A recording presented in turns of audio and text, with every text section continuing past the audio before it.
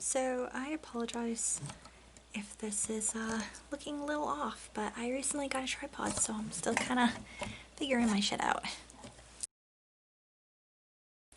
Hey folks, my name is Jen, and today I am going to talk about the worst books that I read in 2020. So before I begin, I want to do like a little PSA, I guess. To just kind of, first of all, apologize for not having posted a video this past week.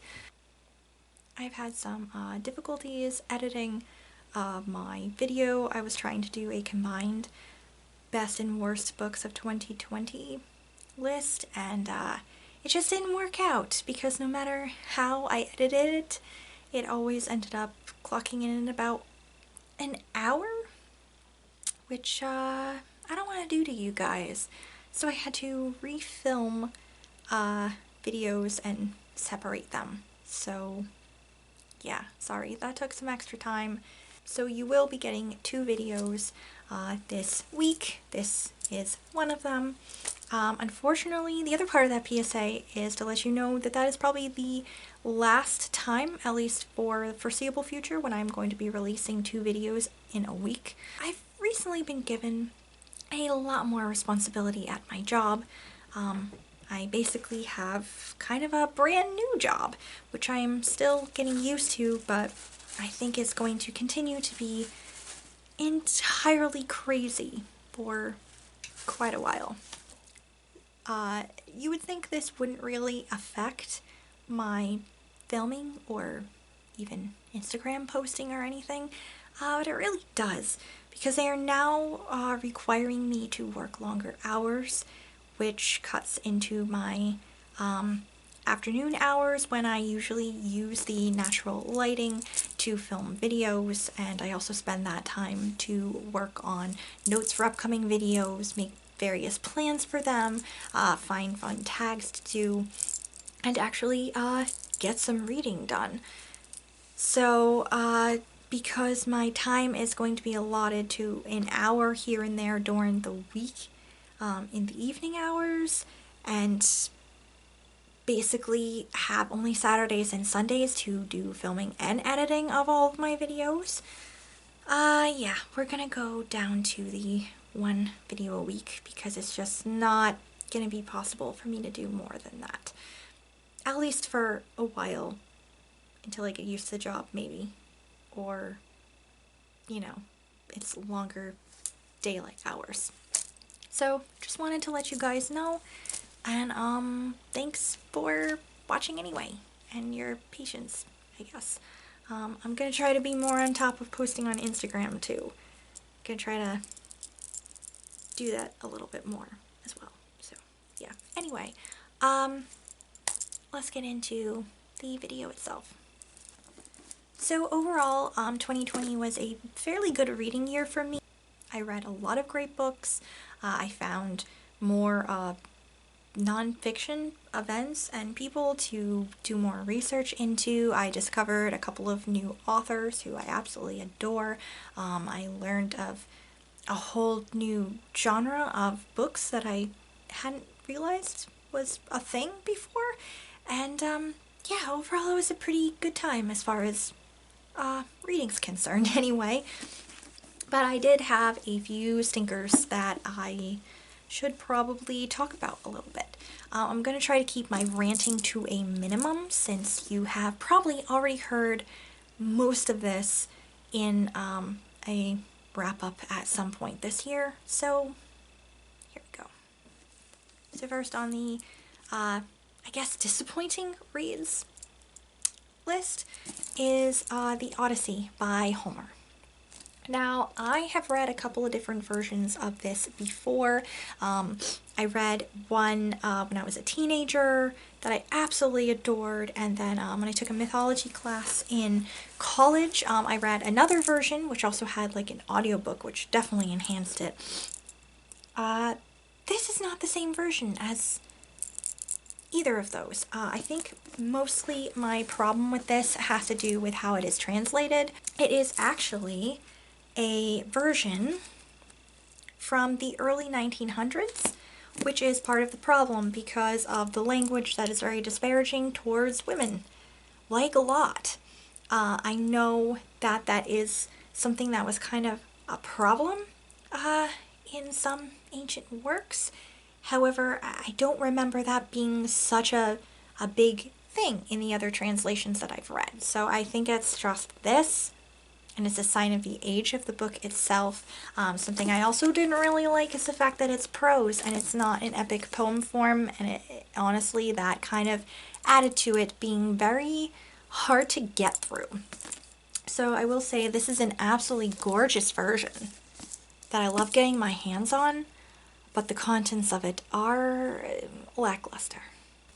Next, sadly, on the list is a book that I had hyped up a lot, and I was super excited to read, and it just didn't really pay off for me personally at all, and that was The Wedding Date by Jasmine Guillory.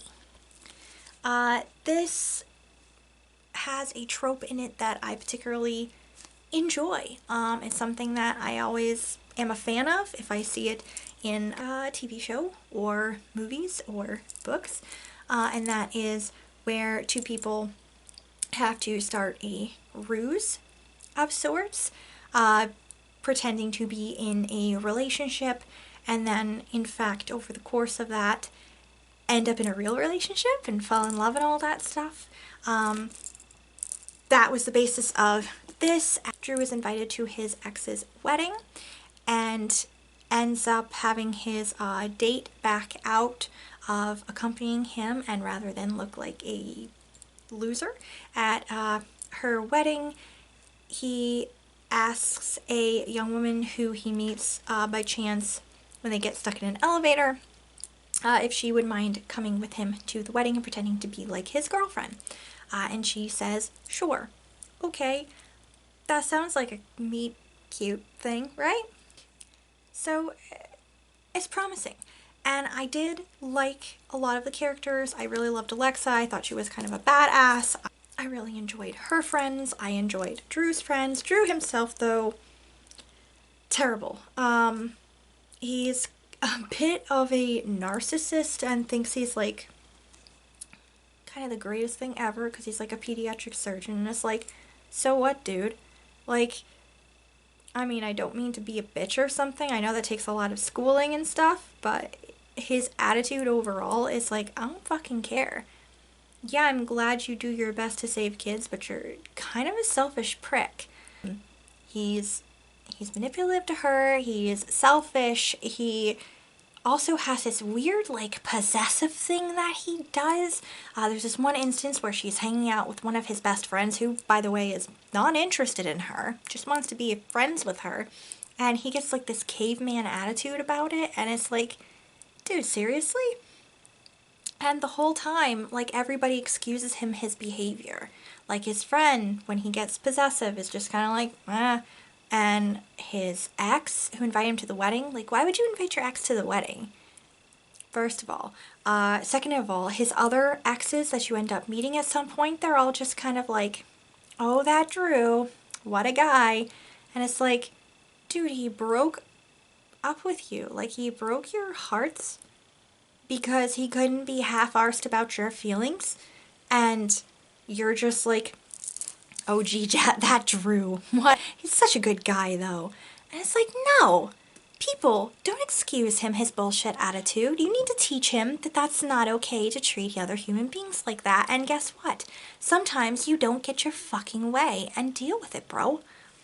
Like, the whole time, especially towards the end, I was just kind of thinking, like, Alexa, honey, find somebody who respects you way better.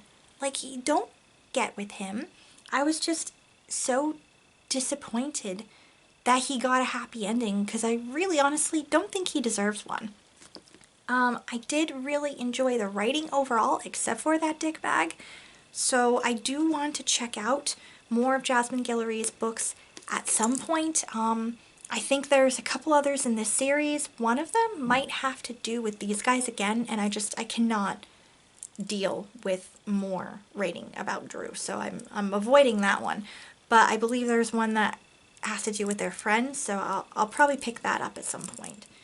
But yeah, I was just kind of, was a little let down by this, because the guy's a fucking dick.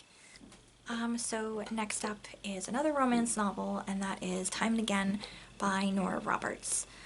This was a bind-up of 2 books, which is about a couple of brothers who are from the far-off future and separately end up getting through this black hole that transports them back into the past, and they land on Earth in the 1980s and subsequently fall in love with 2 sisters. I thought it sounded promising. I mean, I'm all about time travel being in stories and time travel in romances. Hell yeah. Sadly, it just wasn't fun. I did not really like the male. Again, they were overall dickbags.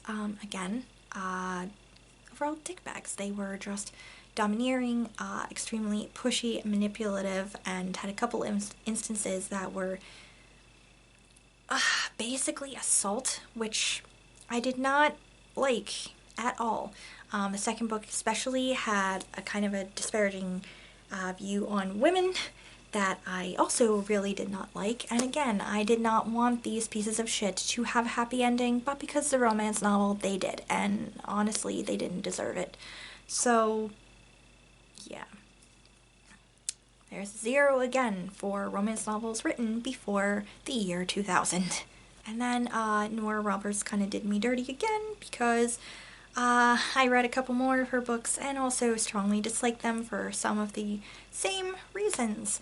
I have read a little bit of her In Death series before, which is a futuristic detective series about a cop in New York in about 2050. I have read Reunion in Death, which is later in the series, and I really enjoyed it. So I decided to read the first 2. Well, I tried to read the first 3, but I ended up DNFing the 3rd book. But I read the first 2 books, which are Naked in Death and Glory in Death, and was very disappointed with that as well. I did not, again, enjoy the way that Rourke, who is the love interest, treated Eve, who is the main character. Throughout the book, he was, again, domineering and extremely pushy and manipulative and at times almost borderline abusive, which was really shitty considering the fact that Eve has abuse in her past. I didn't understand how he went from a later book to being a pretty decent love interest with a sexy Irish accent to a total dickbag in the first couple of books. And maybe that's character growth over the series. Maybe it's that Nora Roberts' writing style changed a lot from the early 90s when she started this series to a little more recently. Maybe that's it, because I do know that her writing has changed because her later books are very much her own, whereas the older ones from like the 80s and early 90s read very much like the Harlequin kind of swoon-worthy dickbag males and drippy females. So, I don't know. That might be part of it, but I just, yeah, did not have a good year reading Nora Roberts, which is pretty sad because overall she's one of my favorite romance novel lists. So, yeah. Another book that was one of my worst this year, sadly. A manga series called Aquarian Age Juvenile Orion by Sakuraku Kurokuen. This is a series that I didn't really pick up all of the volumes at one time because the series itself is one of the slightly more pricey ones. So I've been trying over the past year to work on completing my unfinished manga series, which is a little bit hard since some of them are related to Tokyo Pop, which I believe is no longer a company. So some of the volumes are either a little bit harder to find or Some of them, depending on the series, are more money than I'd willingly spend on just one volume of manga. But I did manage to get the last book this spring and was super excited to finally finish reading this, because I haven't read this since I was about 17, I think. I made my way through this series and was kind of then upset with myself that I decided to finish this. The plot itself was incredibly disjointed. It sounds like it would be a good time. It's about a girl who moves back to her hometown and tries to be friends again with her childhood sweetheart, but he wants nothing to do with her, and because she has moved back to town, she sets off like this chain of events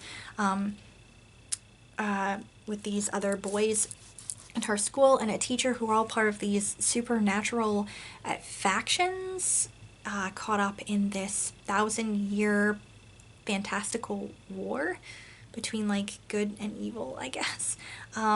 It's a complicated mess, and like I said, this plot overall was just very disjointed, and sometimes there were info drops which just were a lot of information to try to drop at once, and then other times the things were kept so vague that I wasn't really sure what the hell was going on.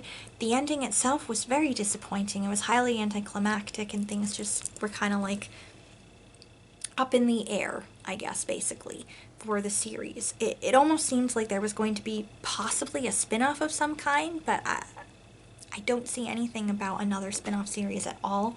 I have a couple of ideas as to why this series might have been like that. One is that the translation possibly is bad. I've had that happen before with another manga series that I read back in the day. I liked the first couple of volumes, but as it kind of went along, I got more and more confused because it just seemed like when they were translating the volumes from the Japanese, they were just not giving us enough context or not really translating it well enough into English to understand what the fuck was happening. So I think part of that is kind of the problem, and another part of it is because this seems to have been based off of a trading card game.